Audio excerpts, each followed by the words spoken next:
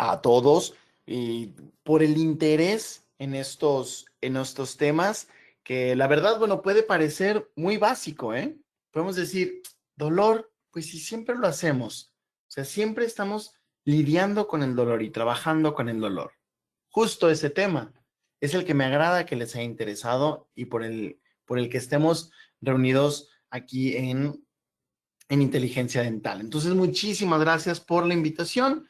Y comenzando con el tema, me gustaría aclarar que, perdón, me gustaría aclarar mucho que la perspectiva desde que vamos a ver este tema es mucho que ver con cómo vamos a mejorar el manejo del dolor en nuestros pacientes. ¿Cómo podemos hacerlo?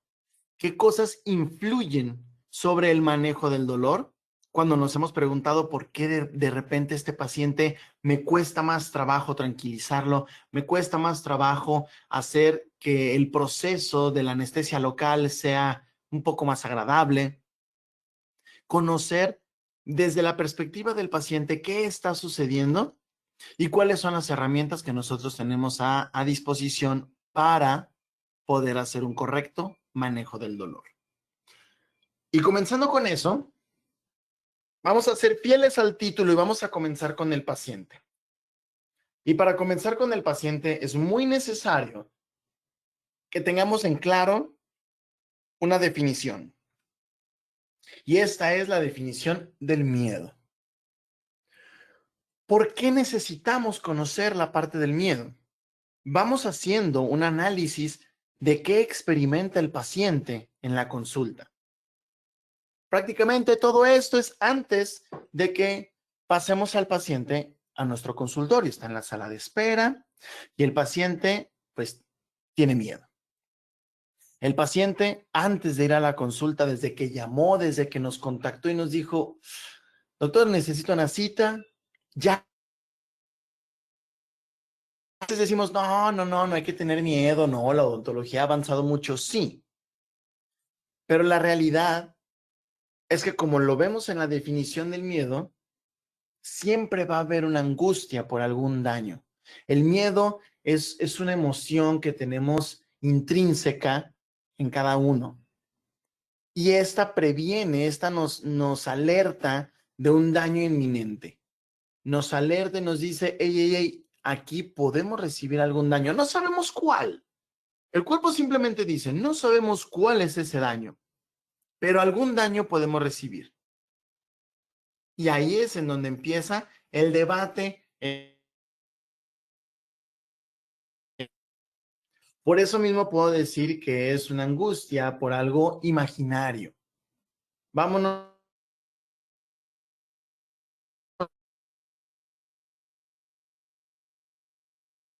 Que claro, es algo desconocido, es algo que no se puede profundizar, es algo que no es palpable. Por lo tanto, el miedo se presenta ante algo desconocido. En la consulta es lo mismo. Digo, no es que tengamos fantasmas en el consultorio, pero es algo imaginario, ya que el paciente está diciendo, ay, es que seguramente me van a hacer esto, es que seguramente va a suceder esto, es que los instrumentos del odontólogo va a suceder esto.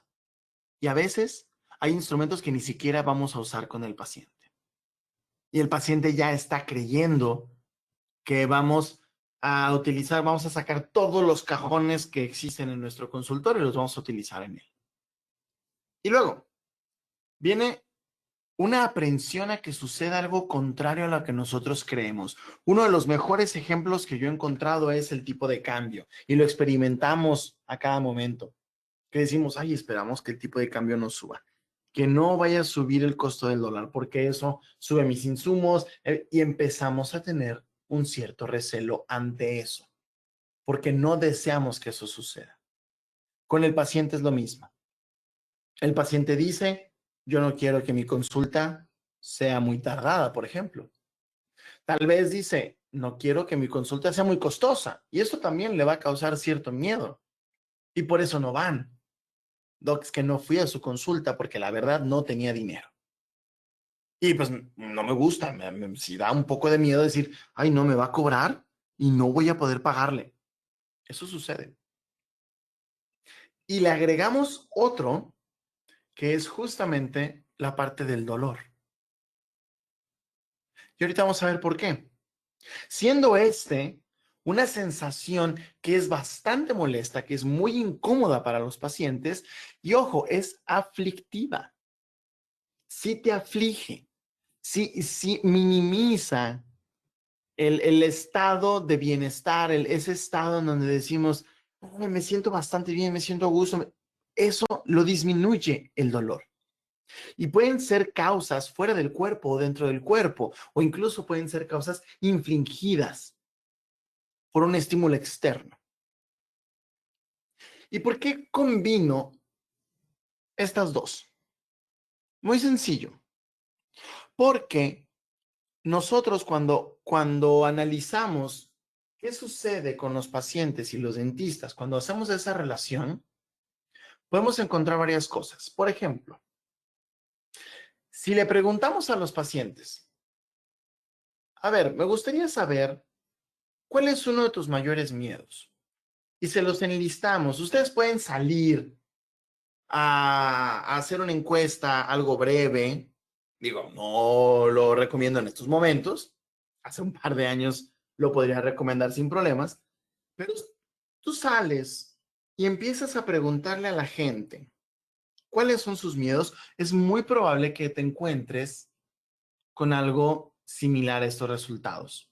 ¿Cuáles son esos resultados? Observen en dónde nos encontramos con respecto a una lista de miedos que se podrían considerar como los más comunes entre la población. Siempre que le pones el dentista, te va a decir, sí, sí, sí, sin problemas. Tuve una paciente esta semana que me dijo, yo prefiero venir aquí a tu consultorio y parir de nuevo, tener un hijo otra vez, a que uses cualquiera de tus instrumentos.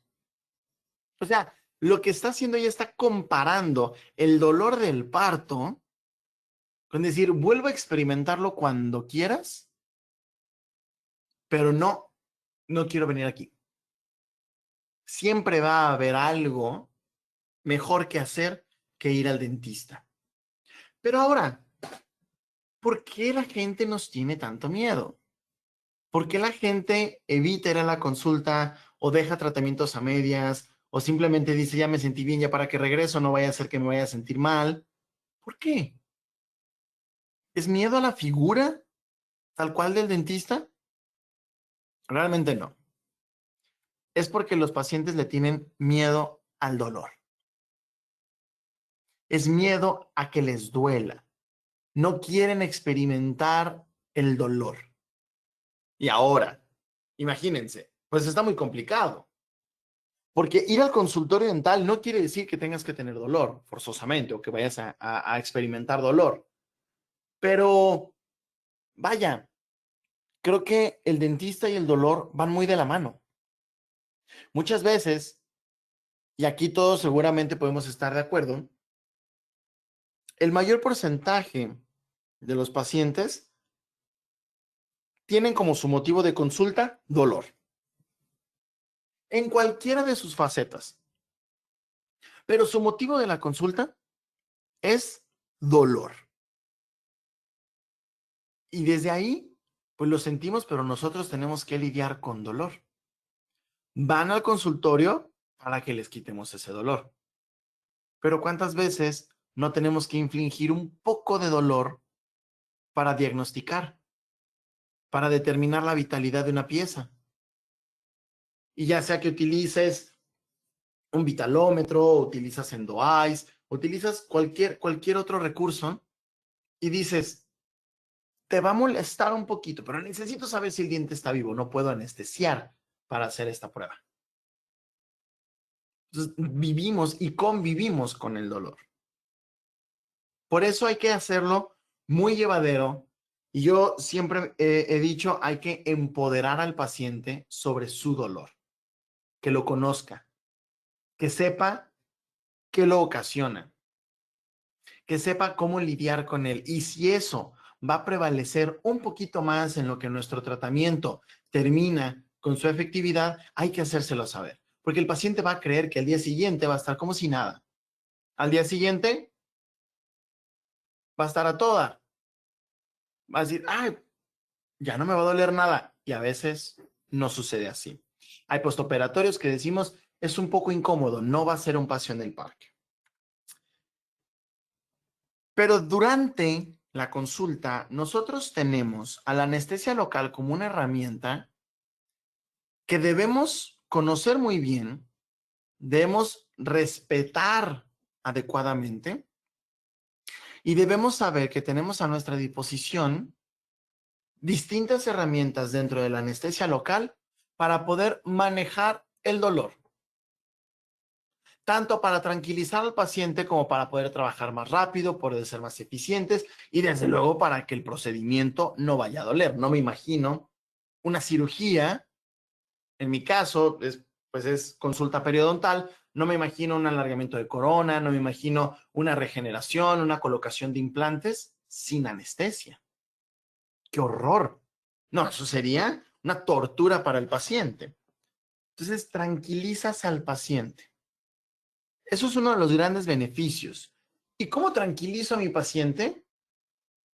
Utiliza, aquí les va este tip, y este es gratis. ¿Quieres bajar los niveles de ansiedad de tu paciente? Utiliza un anestésico que tenga una acción rápida, que anestesia al paciente rápido, en menos de 5 minutos que tu paciente esté anestesiado, para que el paciente se tranquilice. Yo veo a veces a los pacientes angustiados porque dicen, doctor, es que todavía no siento la anestesia. Es que siento poquito el hormigueo, pero muy poquito. Y quieres empezar a trabajar y el paciente nomás te dice, ay, doctor, es que no sé, ¿eh? No sé si la anestesia y ese efecto. Y tienes al pobre paciente angustiadísimo. Utiliza un anestésico que sea rápido, que sea profundo, que tenga buena potencia y es tuyo. El paciente es tuyo. Lo anestesias y te dice, ya, ya, y no, y se siente bastante bien. A ver, voy a hacer una pequeña prueba. No, doctor, no siento nada de dolor. Lo que usted hizo, sí, sentí poquito ahí, pero nada de dolor. Ah, perfecto. Y el procedimiento es pacífico. Y te lo agradecen como nunca. Les dejo ese tip. Pero ahora, ¿cómo funciona el anestésico local? Aquí hay un dato muy interesante y que a veces conflictúa tanto al paciente como al odontólogo. Sabemos perfectamente que el anestésico local evita la transmisión del impulso nervioso, evita la transmisión a través de la sinapsis, bloquea el proceso sináptico y por lo tanto no tienes el paso del estímulo y no va a ser interpretado como dolor por sistema nervioso central. Y podemos evitar también algo como esto, que es el arco reflejo. Podemos evitar el arco reflejo que es muy peligroso en el consultorio. En donde el paciente cierra la boca de repente, te gira la cabeza, te quita la mano, brinca un poquito del sillón. Es peligroso porque ¿cuántos de nuestros instrumentos pican o cortan? Casi todos, hasta el espejo, porque ya se les cayó y ahí dejó un borde filoso. Hasta el espejo puede cortar. Entonces se vuelve muy riesgoso el que el paciente pueda tener el arco reflejo. Y acuérdense, el arco reflejo no es razonado. Es una respuesta que te da la médula y te dice, quítate de ahí. Y ves al paciente todo preocupado y, ay, perdón, doctor, es que sentí eso. Perdón, perdón, perdón, de verdad no lo vuelvo a hacer. Lo vas a volver a hacer. ¿Por qué? Porque esto no es razonado. Esto es una reacción natural de la médula espinal. Decirle al músculo, quítate, me acaban de dañar, hay que retirarnos. Eviten el arco reflejo con una anestesia lo suficientemente profunda para que la transmisión del estímulo no suceda. Tenemos una gama muy alta de sales anestésicas eficaces, aptas para el uso odontológico, pero también hay que saber conocer los anestésicos. Hay que conocer perfectamente qué me sirve, en qué situación, cómo puedo explotar mucho mejor las propiedades farmacológicas de este anestésico, que no deja de ser un medicamento. Estamos medicando al paciente al momento de estarlo atendiendo en nuestro sillón. Estás medicando al paciente. Siempre me encuentro a veces bueno, a veces me encuentro en conflictos con colegas cuando les digo, es que pues lo medicas ahí mismo en el consultorio y estás manejando tu dolor. No, pero ¿qué le doy? ¿Le doy un Aines? ¿Le doy ibuprofeno? ¿Ketorolaco? ¿Qué le doy? No, no, no, no. El anestésico es tu medicamento. No, no, no, pero esa es anestesia. La anestesia es un medicamento. Eso déjenlo muy claro. Ustedes y un servidor tenemos la facultad que nos otorga nuestro título universitario, tenemos la facultad de utilizar medicamentos interoperatorios y este medicamento se llama anestésico local. Y sales, hay muy diferentes. Lidocaína, prilocaína, que bueno, ya no se encuentra en el mercado, por lo menos en México. Está la mepivacaína, articaína, y estas tienen ventajas y tienen características muy distintas. Y hay que saber usarlas. Me voy a enfocar un poquito sobre Medicaín, es un anestésico que la verdad ha dado resultados bastante adecuados en muchos tratamientos. Da un resultado muy, muy positivo y su uso en los pacientes es muy seguro, muy, muy seguro. Pero les digo que las distintas sales van a tener características diferentes. El pH, ojo, pongan atención en el pH. El pH es clave para la función inicial de los anestésicos. Si recuerdan, cuando estábamos en la licenciatura y que te decían, estabas a punto de hacer una extracción o ibas a comenzar un tratamiento de conductos o ibas a hacer algún tratamiento que necesitabas anestesiar. Y tus profesores te decían, ¿sabes qué? Medícalo, dale antibiótico o desinflámalo, que se vaya a casa un par de días, 3 días, regresa y lo atiendes. Hoy no. Y uno decía, híjole, es que el doctor la trae contra mí. Claro que sí, el doctor la trae contra mí y no quiere que atienda, no voy a pasar la materia, etcétera. No, no, no, no. Créeme que tu instructor no la tenía contra ti. La cuestión es que el pH del tejido es esencial para la función inicial del anestésico, porque el anestésico se necesita neutralizar, necesita llegar a un pH neutro para poder empezar a hacer su efecto. Y como todos los anestésicos son ácidos,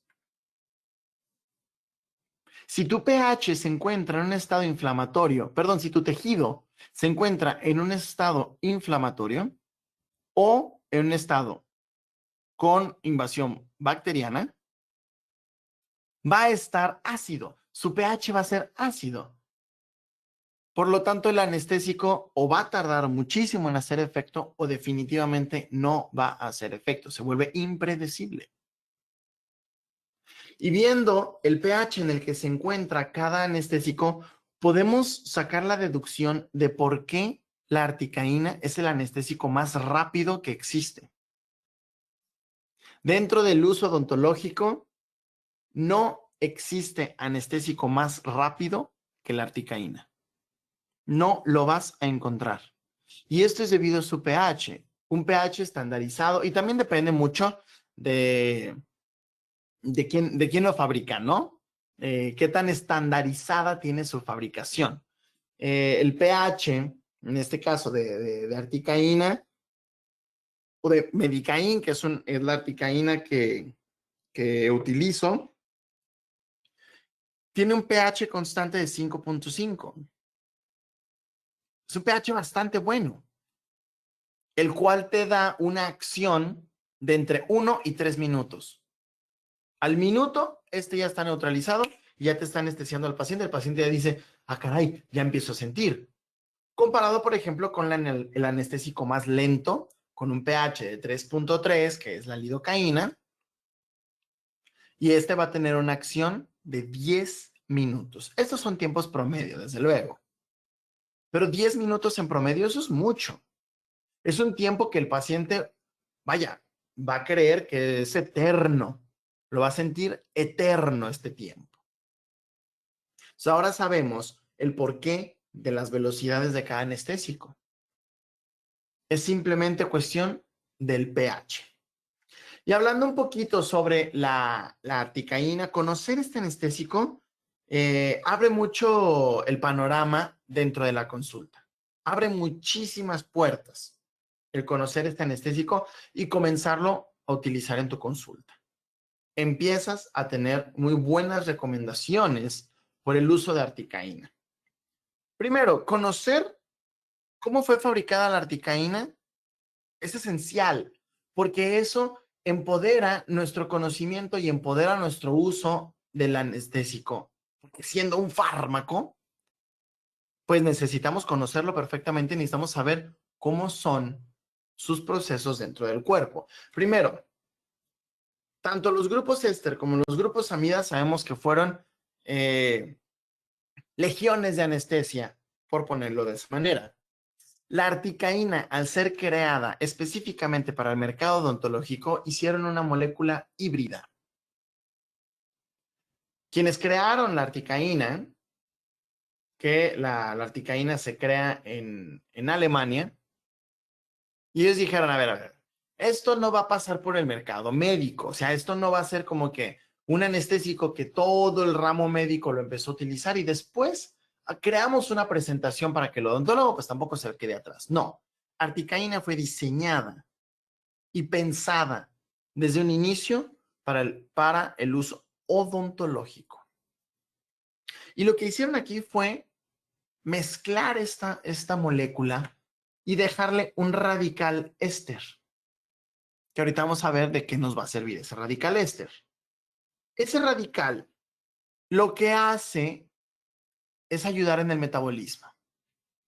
Sin embargo, el resto de la molécula, porque aquí podemos espantarnos y decir, espérate, pero es que las moléculas éster son difíciles de conservar, muchas veces necesitas metilparabenos para conservarlas, las reacciones alérgicas son impredecibles. Tranquilos, es solamente un radical éster. La molécula es amida. Es una molécula amida. Esto le va a dar todas las propiedades benévolas comparado con las moléculas completamente éster. Pero esta combinación de tener un radical éster con la molécula amida, lo que hace es favorecer la inactivación del anestésico para prevenir, ojo, prevenir dosis tóxicas. Interesante, porque uno de los argumentos que yo escucho mucho y que cuando me dieron mis clases de anestesiología, me decían, no uses articaína porque es tóxica. Bajo ese concepto, ojo, bajo ese concepto de no uso un anestésico porque es tóxico, pues no deberíamos utilizar lidocaína, no deberíamos utilizar mepivacaína, no deberíamos utilizar ácido acetil salicílico, la aspirina, no deberíamos utilizar ketorolaco, no deberíamos usar un solo fármaco, porque adivinen qué, absolutamente todos los fármacos son tóxicos. Todo te mata. Solo hay que saber en qué dosis es en la que te mata. Entonces, el argumento de decir, de simplemente decir, lo que pasa es que no uso articaína porque es tóxica, no es tan válido, ya que todos los fármacos son tóxicos. Hay que saber cómo se metaboliza, hay que saber cómo sucede para que no intoxiques al paciente. Y vamos a ver cómo funciona esto. Es muy fácil. Nosotros anestesiamos a nuestro paciente y cuando tú anestesias al paciente, siempre el medicamento va a venir inactivado, va a estar inactivo. Este medicamento se activa, o por lo menos el anestésico, se activa cuando llegas al pH neutro, entre 7 y 7.4. ¿Quién neutraliza al anestésico? El tejido.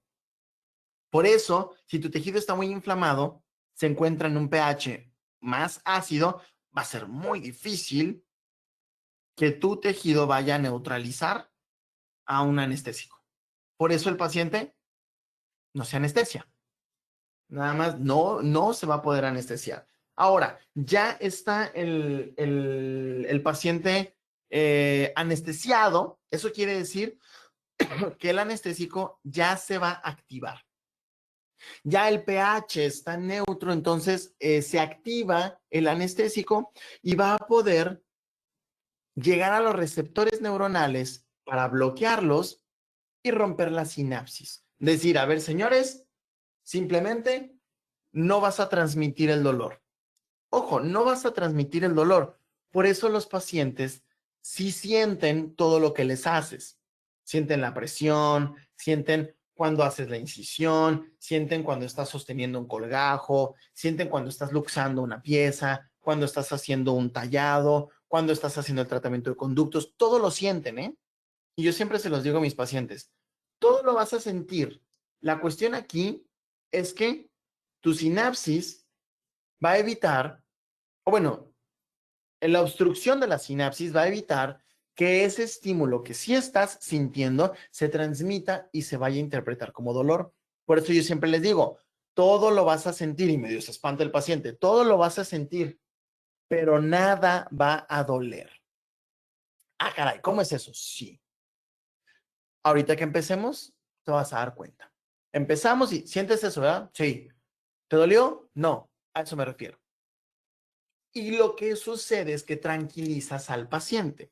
Porque si le mentimos al paciente y le decimos, tú no vas a sentir nada, al momento de que siente, el paciente va a decir, caray, lo que sigue es el dolor, ahí viene el dolor. Y está todo nervioso y todo tenso durante la cirugía y uno así de, ¿te está doliendo? No. Entonces, ¿por qué estás tan tenso? Porque es que estoy sintiendo. Y a media cirugía le explicamos la diferencia. Eso no se vale. Ahora, ya está anestesiado tu paciente. ¿Qué está sucediendo en el cuerpo? Lo que va a suceder es que por medio de difusión, la sangre se encarga de estarse llevando poco a poco esas moléculas de el anestésico en este caso. Se las está llevando y la sangre lo que hace es transportarlas para llevarlas al hígado, quien es el encargado de inactivar la molécula. Esto si no fuera articaína. Porque la articaína en la sangre se empieza a inactivar. ¿Y por qué? Si se supone que tiene que llegar hasta el hígado. Bueno, porque en la sangre tenemos una enzima que es la esterasa y adivinen, efectivamente, ese brazo, ese radical éster es justamente para que pueda ser identificado por la esterasa y que llegue la vaya a tomar a esta molécula y la inactive. Así de sencillo. Empieza a inactivarlo en sangre. El camino termina en el hígado, porque nos falta deshacer la parte molecular amida. Y de esto, el hígado es el experto. Pero en sangre sucede algo muy similar a esto, en donde la esterasa alcanza a reconocer el radical éster y dice, a ver, no, yo te inactivo, te regreso al torrente sanguíneo y el hígado se va a encargar del resto. Pero esa molécula ya no tiene la capacidad de llegar a otro sector, a otras proteínas, a quedarse y estar rondando en el cuerpo activa. Ya es una molécula de desecho. Ya no tienes ese potencial de que se encuentra activa en el cuerpo y está ahí 3 horas, dándole y dándole. No, no, no, no. Y que aumentas la probabilidad de intoxicación. Por eso es muy fácil intoxicar a los pacientes con algunos medicamentos.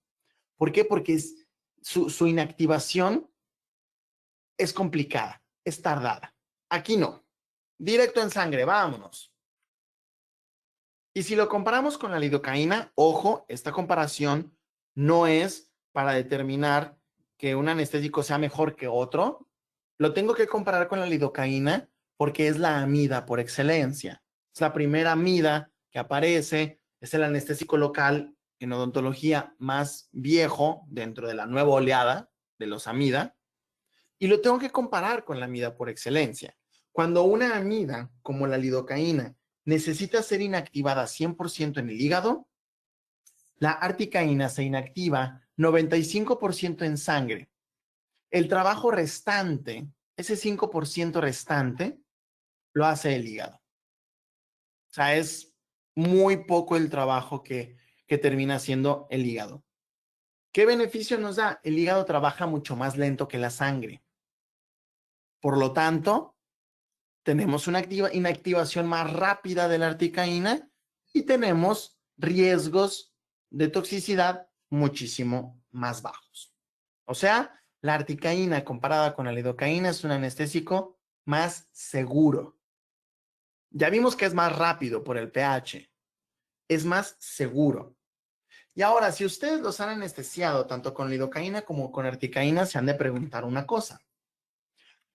¿Por qué se siente más la anestesia con la articaína? Pues, ¿qué tiene que hace que se sienta más, que le decimos es más fuerte o es más potente? ¿Por qué? Muy sencillo. Tiene que ver con su estructura molecular. Analizando la articaína y viendo su estructura molecular, primero podemos observar que es una molécula más pequeña. Ahora, observemos su anillo aromático. La lidocaína, un anillo aromático de 6 enlaces, 3 de esos enlaces dobles, un anillo muy fuerte, muy estable. Eso fue lo que a la lidocaína le dio su lugar dentro de los anestésicos locales. Es una anestesia altamente estable. Decían, es una molécula muy fuerte y que efectivamente va a ser estable. Eso fue un logro magnífico para las anestesias del tipo amida. Por eso se hizo ese cambio. La estabilidad. Ya no necesitabas estarlo conservando con metilparabenos, que sabemos que son altamente alergénicos. Ya no necesitamos estar viendo cómo es que el anestésico se va a mantener estable tanto en el cuerpo como en los cartuchos. Ya no. Pero vean la articaína. Anillo aromático, 5 enlaces, 2 de esos dobles. Sigue siendo estable, pero es más pequeña. Y si vemos su coeficiente de liposolubilidad, que este coeficiente se estudia porque los anestésicos necesitan ser compatibles con las membranas celulares. Y recuerden que la membrana celular es una bicapa de fosfolípidos que es muy celosa, no permite la entrada a cualquier cosa. Por lo que tienes que ser altamente compatible, tienes que ser liposoluble. Entonces, entre más liposoluble seas, eres más compatible, es más fácil que te dejen pasar. Y como eres pequeño, puedes llegar en mayor cantidad. Entonces, una molécula más pequeña, igual de estable que la lidocaína, pero más pequeña y más liposoluble, ese es el resultado de por qué la articaína se siente más profunda. Porque la sensación anestésica de la articaína, la sensación anestésica de la articaína es más profunda comparada con la lidocaína. Ahí está justamente la respuesta. Está en la química de cómo es que ingeniaron esta molécula. Estudiar la articaína es maravilloso, es muy, muy bonito. Podemos ver muchos perfiles que se han dado con la articaína y podemos mejorar el uso de este anestésico. ¿Esto quiere decir que yo recomiendo la articaína para absolutamente todos los casos? No, definitivamente no. Tienes un caso de una emergencia y haces preguntas básicas como te encuentras enfermo, ¿qué es lo que tienes? Y el paciente te dice, soy hipertenso y la verdad no estoy controlado y acabo de tener un accidente, me caí, tengo una fractura, necesito que me hagan algo. Y dices, ah, caray, ¿qué hago? Te vas a algo un tanto seguro. Dices, no voy a usar epinefrina. Créanme que con la adrenalina que ya tiene del accidente es suficiente. Pero dices, no voy a usar epinefrina. Ni modo. Voy a tener que entrar sin control de sangrado. Entonces, ¿uso articaína? No, porque la articaína no existe sin epinefrina. Yo iría, me voy Scandonest al 3%. Mepivacaína sin epinefrina. Por eso hay que estudiar a los fármacos y saber simplemente cómo explotar de mejor manera sus capacidades. Y estas son las presentaciones que tenemos en México. Sé que aquí en Inteligencia Dental nos ven de otros países. La verdad, desconozco el nombre que pueda tener en otros países. Sé que Septodont distribuye en 150 países. Es una marca altamente reconocida. Para quienes nos ven fuera de México, bueno, la articaína de Septodont. No sé si tenga el mismo nombre. Sé, por ejemplo, que en Estados Unidos se llama Septanest. En otros países del continente, no sé qué nombre pueda tener, pero es la articaína de Septodont. Y esta tiene dos presentaciones. Esto es algo muy bueno que logró hacer esta farmacéutica para acondicionar la articaína a una población mucho mayor. Primero, nos dieron dos presentaciones, uno sobre 100,000 y uno sobre 200,000. Sin embargo, los dos son articaína al 4%. Los dos son articaína al 4%. La diferencia va a ser la cantidad de epinefrina que tiene. Uno sobre 200,000 tiene la mitad de epinefrina. La mitad. 0.09 miligramos de epinefrina por cartucho. 1 sobre 100,000 es la concentración que vas a encontrar en la mayoría de los anestésicos, 0.18 miligramos de epinefrina por cartucho. ¿Y para qué quiero una articaína con la mitad de epinefrina? Muy sencillo. Tienes un hipertenso controlado, diabético controlado, pacientes sensibles a la epinefrina, pero que se encuentran bajo un control.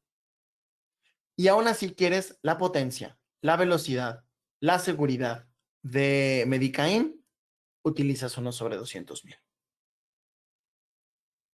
Y el control de sangrado es adecuado. Dejémoslo en adecuado. Necesitas el control de sangrado total. Tienes un paciente sano, Medicaín unos 100,000, donde el control del sangrado es excelente. Y tienes la misma potencia, la misma velocidad, la misma seguridad del anestésico. Entonces puede uno estar muy tranquilo. Esta farmacéutica aquí se la voló. Realmente crearon algo factible para el odontólogo. Miligramos por cartucho, 72 miligramos, ya que la concentración es al 4%. ¿Y cuánto es la dosis máxima? 7 miligramos por cada kilogramo de peso. Para la matemática fácil, un cartucho por cada 10 kilos de peso para el paciente. Entonces tú llegas, ves al paciente, le puedes preguntar, oye, ¿cuál es tu peso? Dentro de la historia clínica. Y te dice, no sé, 85 kilos. Ah, perfecto. Yo sé que la dosis máxima son 8 cartuchos. Ahora, si necesitas ponerle 8 cartuchos de medicaína al paciente, tu paciente no es humano. Creo que eres veterinario y estás atendiendo a un elefante. Porque a un humano de 80 kilogramos lo anestesias con un cartucho, sin problema. Ahora ven las dosis tan bajas que necesitas de articaína. Son dosis muy, muy bajas. Por lo tanto, llegar a experimentar toxicidad con Medicaín es muy difícil. Si me dices, no, es que a mi paciente le tuve que poner 8 cartuchos, hay un problema. O en la técnica de anestesia o en el paciente. Pero ya como por ahí del segundo cartucho, el paciente ya te debe decir, Estoy noqueado, pero bien, ya se siente intenso. Entonces, las dosis, cuando a mí me dicen, es que yo no uso Medicaín porque es tóxico, yo digo, espérate, pues es que ¿a cuántos pacientes has intoxicado? ¿Cuántos cartuchos le has puesto a tu paciente? No, no, no, realmente nunca he intoxicado a un paciente. Entonces, tampoco lo has intoxicado con lidocaína y tampoco lo has intoxicado con mepivacaína, que es mucho más fácil de intoxicarlo porque las dosis son más bajas y tienes que subir mucho la dosis en el caso de la lidocaína para poder tener un efecto anestésico profundo. Ahí esa cuestión es conocer el fármaco. Yo soy muy creyente de que el conocimiento del fármaco te da el mejor uso que le puedes dar. Así de sencillo. Y claro que hay estudios sobre estos fármacos. En el año 2000, que van a decir, es un estudio de hace 21 años. Sí, pero este es un clásico. ¿Por qué? El doctor Stanley Malamed, en el año 2000, que fue el año en el que Medicaid entra al continente americano, el doctor Stanley Malamed dice, a ver. Aquí no va a entrar un anestésico así tan fácil. Necesitamos saber si los odontólogos de este continente, en Europa no sabemos, pero necesitamos saber si los odontólogos de este continente podemos utilizar la articaína de manera segura y efectiva. Tan segura y efectiva como actualmente lo utilizamos la lidocaína, la mepivacaína y la prilocaína. Entonces hizo una comparación. Dijo, quiero saber si la articaína es igual de segura y efectiva que mis anestésicos que ya estamos utilizando en este continente.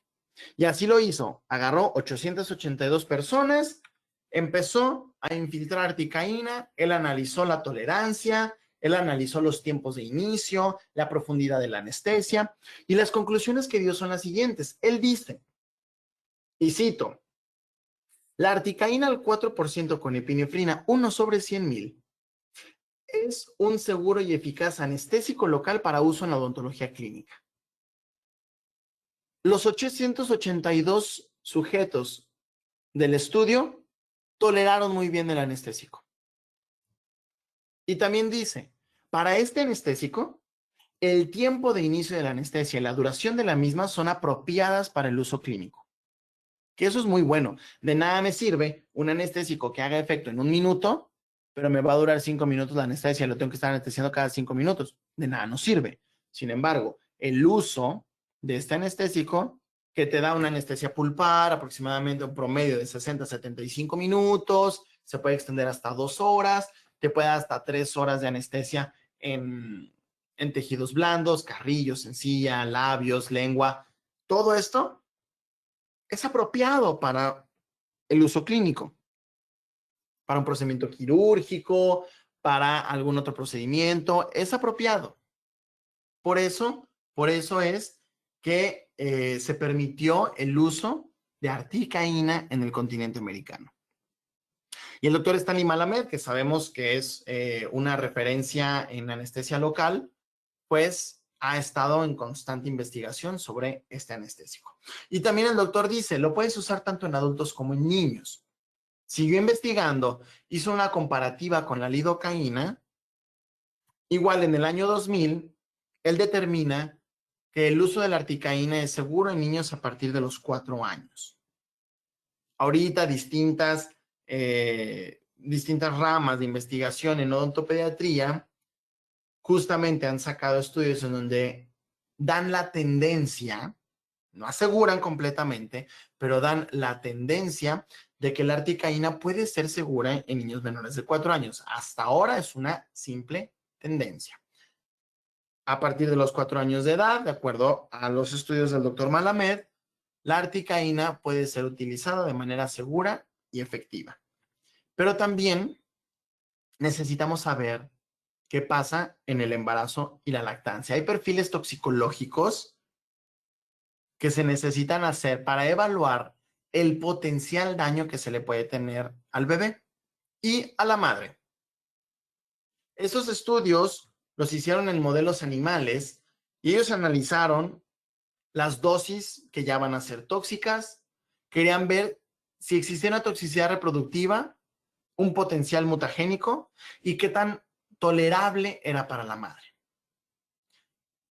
La articaína salió bastante noble en este tipo de situaciones. La dosis máxima que utilizaron o la dosis tóxica que utilizaron fue 10 veces superior a la recomendada en humanos adultos. Es como si a tu paciente le pusieras un cartucho por cada kilogramo de peso. Mismo paciente de 84 kilos, llegas y dices, venga, 84 cartuchos. Eso ya es una intoxicación inminente, ¿eh? Inminente. Y bueno, bajo estas dosis tóxicas en modelos animales, ratas, perros y conejos, ¿qué resultado dio? En todos, los animales estaban intoxicados, evidentemente. Esa era la finalidad, intoxica al animal. Entonces estaban intoxicados por la articaína y vieron incluso que en estas dosis tóxicas no existían cambios patomorfológicos en el feto. La toxicidad reproductiva era nula, te permitía la reproducción y no existían mutaciones. Incluso cuando estas dosis ya eran citotóxicas. O sea, ya definitivamente la célula estaba intoxicada y aún así no mutó. Y la madre tuvo una muy buena tolerancia. ¿Qué quiere decir esto? ¿Que entonces podemos ir intoxicando a mujeres embarazadas a destajo? No. Vamos a seguir los lineamientos del primer trimestre, una vigilancia farmacológica, no vas a hacerle atención odontológica más que el control de placa y emergencias. Desde luego, una emergencia se tiene que atender, pero si tienes una emergencia con una mujer embarazada que de repente tuvo un accidente, se cayó, se golpeó, se fracturó un diente, y necesitas hacer un tratamiento de conductos, bueno, dices, bueno, si te anestesio con Medicaín, sé perfectamente que la dosis va a ser muy baja para poderte anestesiar y no vas a tener un riesgo latente en tu embarazo.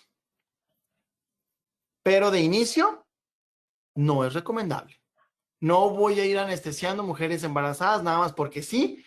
No, definitivamente no. Se vuelve un tanto impredecible y la impredictibilidad es lo que no queremos. Ahora, la mujer pasa el parto. ¿Qué sucede? La lactancia también es un estado que nosotros tenemos que estar vigilando.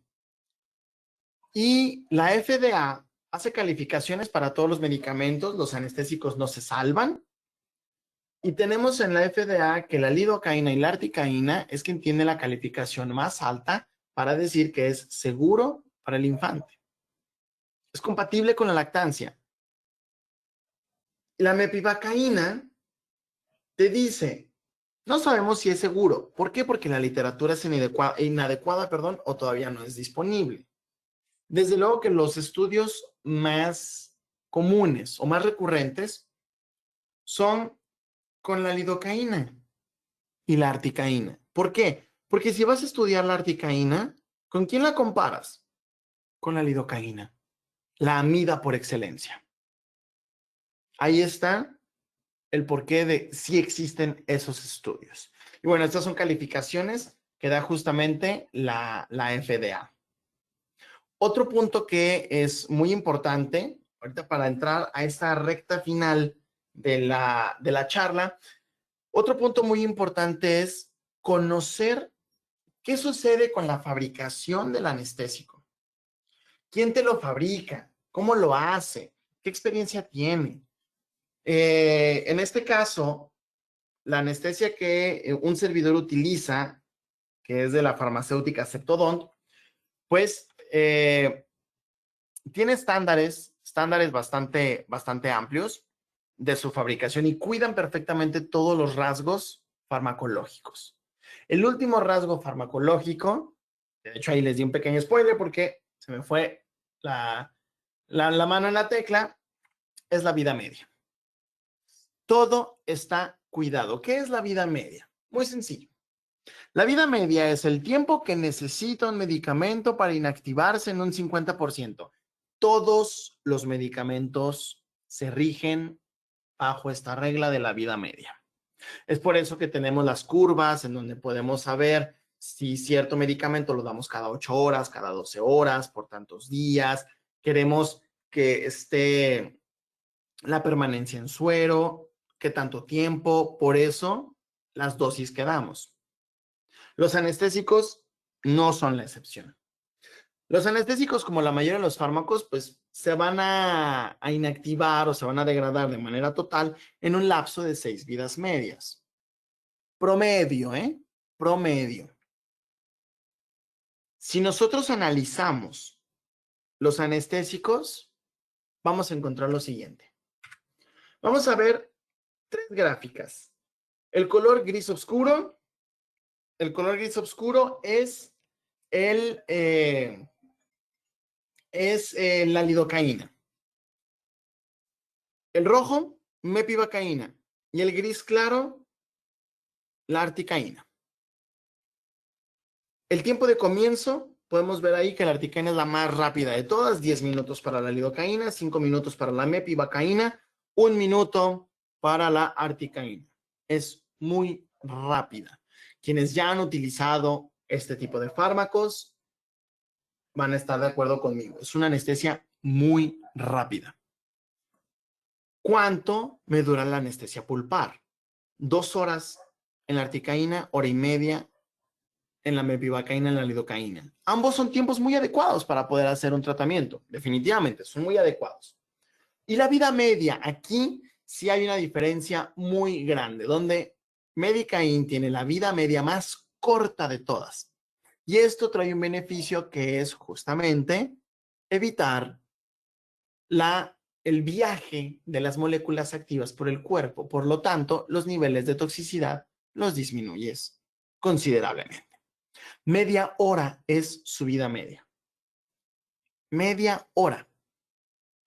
Contra 95 minutos de la lidocaína. 3.3 veces más rápida su vida media que la lidocaína.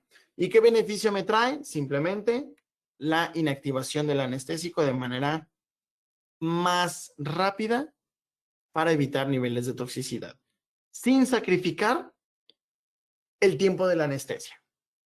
¿Qué es mayor? No sacrificas el tiempo de la anestesia, simplemente evitas una toxicidad. Vamos haciendo un ejercicio. La concentración total de mi anestésico al 100%. En la primer vida media, a la media hora, ¿qué vamos a tener? El 50% activo. Y así van a continuar las vidas medias. En la segunda vida media, 25% activo. Recuerden que va de 50 en 50. 12.2, 6.1, quinta vida media, vamos a tener un 3.05% activo. La quinta vida media es el promedio en el cual Medicaín sigue en el sistema. Por lo que la permanencia en el mismo es de 2 horas y media.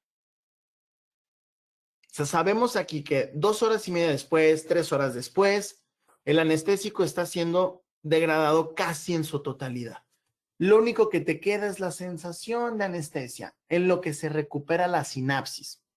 Porque a veces creemos que a las 2 horas y media, como relojito, ¡pum!, ya no vas a estar anestesiado. No. Recuerden que el cuerpo tiene que ir recuperando poco a poco la capacidad de transmisión de estímulos. Por lo que esa media hora, 45 minutos que le toma al cuerpo recuperar la capacidad, sigues anestesiado, a pesar de que ya está inactivado tu anestésico. No quiere decir que uno termina inmediatamente en el momento que el paciente se siente ya recuperado de la anestesia. La anestesia pudo haberse degradado tiempo antes. Esto, la gran diferencia es el tiempo, porque son 2 horas y media para Medicaín, pero van a ser 9 horas, 10 horas para la lidocaína. ¿Quiere decir que el paciente está anestesiado 10 horas? No, porque el cuerpo ya se lo llevó, pero sigue en el sistema activo, porque el hígado trabaja más lento que la esterasa de la sangre. Y ahora, si tú aumentas la dosis de la lidocaína, pues ahí sigue el cuerpo dándole y dándole y dándole con dosis más altas, con anestésico activo en sangre, que el hígado se está tardando en degradar. Esas son las grandes diferencias. Conocer la farmacología de tu paciente. Y ahora, les mencioné que la fabricación está muy cuidada. Septodont es una farmacéutica. Y como farmacéutica, que me agradó cuando yo dije, bueno, quiero saber qué es lo que uso, y pues te pones a investigar qué es lo que usas y cómo lo fabrican, te das cuenta que Septodont en Francia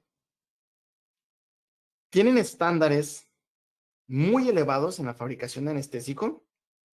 Y si ustedes se han preguntado por qué un anestésico de Septodont corre tan suavecito, es porque sus cartuchos están siliconados. Al ser siliconado, anestesias de manera más suave. Y si anestesias de manera más suave es más cómodo, es menos doloroso para el paciente. Todo esto está cuidado perfectamente. Está filtrado, no hay bacterias, pero hicieron algo adicional que ningún otro fabricante lo hace. Y esto es un estándar, es un gold standard en la fabricación de anestésicos y se llama la esterilización terminal. Esta esterilización terminal es simplemente meter todos los cartuchos a un autoclave gigantesco para asegurarse que el producto está absolutamente estéril. Lo único que tienes ahí es puro anestésico. No hay bacterias, no hay nada, hay un control de calidad altísimo y lo que tú recibes al momento de abrir tu blister son cartuchos completamente estériles. Claro, limpias la parte superficial porque al momento de que lo abres pues ya no está estéril, pero el interior, tu anestésico, sabes completamente y puedes estar seguro de que eso está estéril. Es parte de la fabricación que tienen. Por eso, Septodont está presente en más de 150 países. Así de sencillo. Es así de fácil. ¿Va? Para terminar, me gustaría terminar con un apartado que también el paciente le tiene un tanto de miedo, ¿eh? Y este apartado es la jeringa. ¿Qué pasa con la jeringa? Muy bien. Las jeringas son imponentes, las jeringas asustan al paciente y nosotros simplemente decimos, ay no, pues es normal. Sí, es normal. Yo me he dado cuenta que con esta jeringa, que también de hecho la fabrica Septodont, esta jeringa ha tranquilizado mucho a los pacientes porque la ven y hasta me dicen, ay, ya han cambiado las cosas, ¿verdad? Yo me acuerdo que antes eran unas jeringotas así gigantes y la verdad uno dice, pues es casi el mismo tamaño, pero el diseño es muchísimo más elegante, es más benévolo a los ojos del paciente. Existe en autoaspirante y en aspiración manual. Quiero acercarles esta foto. La de la izquierda es la autoaspirante. Vean que tiene un pivotito ahí que genera una presión negativa, genera un vacío que primero va a aspirar para asegurarte que no estés en vaso y después puedes poner tu anestésico. Puedes empezar a infiltrar tu anestésico. Y esto es lo fabuloso de esta jeringa. A todos nos gusta ir a comprar ropa, ir a comprarnos zapatos, ir a comprar lo que sea. ¿Y qué hacemos? Buscas la talla que mejor te quede, porque un pantalón que te queda súper bien, una camisa que te queda súper bien, una playera que te queda perfecta, te hace sentir cómodo. Bueno, la jeringa te tiene que hacer sentir cómodo. Si para ti la jeringa es cómoda, para el paciente va a ser el paraíso. Por eso, la jeringa se fabricó en 3 tamaños. Chica, mediana o grande, dependiendo del tamaño de tu pulgar, de tu mano, mídetela, agárrala y di, a ver, ¿cómo me queda esto? Ah, ya vi, es cómoda para mí, va a ser muy cómoda para el paciente. Los 3 tamaños están estandarizados para el cartucho de 1.8 mililitros. Ahí no hay que preocuparse, es solamente el tamaño del pulgar. Entonces, hay que entrar también con la parte de la jeringa, hay que entrar también con comodidad para nosotros y transmitirle eso al paciente. El paciente está muy atento y más ahora que nunca está muy atento a los procedimientos. está muy atento a lo que hacemos, a lo que usamos y cómo lo usamos. Entonces debemos vigilar qué es lo que entra a nuestro consultorio. No hay que escatimar en la anestesia ni en las jeringas, porque eso es la clave, mucho de la clave de por qué los pacientes nos recomiendan. Cuando te dicen, este doctor tiene buena mano, esa es la mejor recomendación que puedes tener, porque no me dolió, así de fácil. Y al no doler, el paciente sale súper contento. Tienes muchas mejores recomendaciones y tienes una consulta real con manejo del dolor. Odontología sin dolor no existe. Odontólogo que maneja el dolor sí existe. Bien, con eso me despido. Bueno, no, a mí no me gusta despedirme. Me gusta agradecer. Soy más agradecido que alguien que se despide, que no me gustaría abandonarlos. Pero sí agradecerles mucho la invitación, a Inteligencia Dental, a COA desde luego, la organización, el interés por el tema, el que generen algo llamado el mes del manejo del dolor. Qué cosa tan increíble, porque el odontólogo, pues, crece mucho cuando puede manejar el dolor. Entonces, agradezco muchísimo el tiempo. Pues, híjole, como últimas palabras, yo creo que, de nuevo, agradecer, ¿no? Agradecer muchísimo a todo el gremio, a todos los colegas por este interés y simplemente decirles, aprendamos a manejar el dolor. Sepamos que dentista y dolor viven en conjunto, pero nosotros lo manejamos. Ayudamos a los pacientes a manejar el dolor y tenemos las mejores herramientas para poderlo hacer. Tenemos el conocimiento, tenemos los fármacos y tenemos los instrumentos para poderlo hacer. Entonces, mañana, hoy mismo, comiencen a hacer un adecuado manejo del dolor en sus pacientes. Se lo van a agradecer muchísimo.